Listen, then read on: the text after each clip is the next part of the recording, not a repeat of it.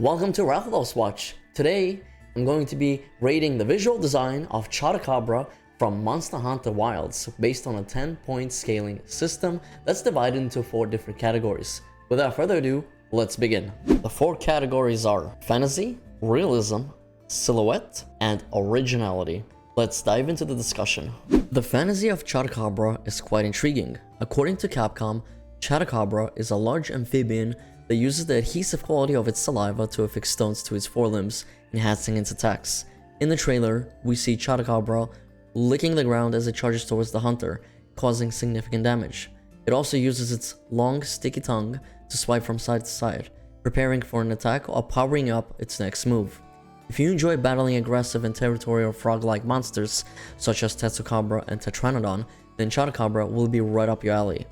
Adding another amphibian creature is exciting, with so many reptilian creatures, dragons, and wyverns, a new frog monster adds variety to the roster. Plus, I hope this means the return of Chatacabra, a monster many hunters, including myself, miss. The fantasy category will be receiving a rating of 9 out of 10. In terms of realism, Chatacabra is quite believable. Chatacabra resembles both a frog and an alligator with added fantasy elements. Frogs have long sticky tongues used to catch insects, and Chatacabra's facial features resemble those of an alligator, with scaly skin and eyes positioned on the side of its head. When you first look at Chatacabra's face, you immediately think of an aggressive and territorial reptile. However, once it opens its wide mouth and reveals a long sticky tongue, you can't help but think of a frog that enjoys catching flies. Capcom has masterfully combined the basic features of real-life animals, like frogs and alligators, added a touch of fantasy, and created an incredible hybrid amphibian reptile creature. Chatacabra strikes a perfect balance between fantasy and realism. Compared to a monster like Rathalos, a translucent green wyvern that spits lightning bolts just feels purely fictional.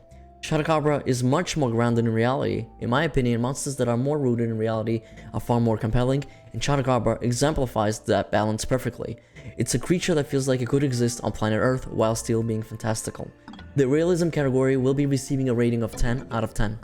Let's examine Chatacabra's silhouette compared to other monsters in the Monster Hunter universe to see if it's instantly recognizable and distinct. So here's a nice image of a variety of silhouettes from well-recognizable Monster Hunter monsters that I've made in Photoshop. On the top left, we got Dogama, Teostro, Rathalos, and Diablos. Then we got Chatacabra, Tigrex, Narkakuga, Gosrog in the second row. And in the last third row, we got Kongalala, Devil Joe, Kushala Adora, and of course, Chatacabra. Looking at this, honestly, Monster Hunter has so many recognizable monsters. Not just by, their just design, but also by the silhouette. You can pretty much instantly tell what is what, but it also depends on the pose of the silhouette. So, some of the poses can be a little bit weird and tricky. Unfortunately for Chatacabra, the pose here is a little weird. It just looks like some sort of you can kind of tell there's a foot. But you can't really see the face, you can't really see, the back really, you can't really tell what's going on. It kind of looks like some sort of a big tree stump or something. However, it is very unique indeed. You could tell it's not a floating creature. And you can also kind of see there is a tongue on the right side, right, that's sticking out. But also that could be mistaken for a foot.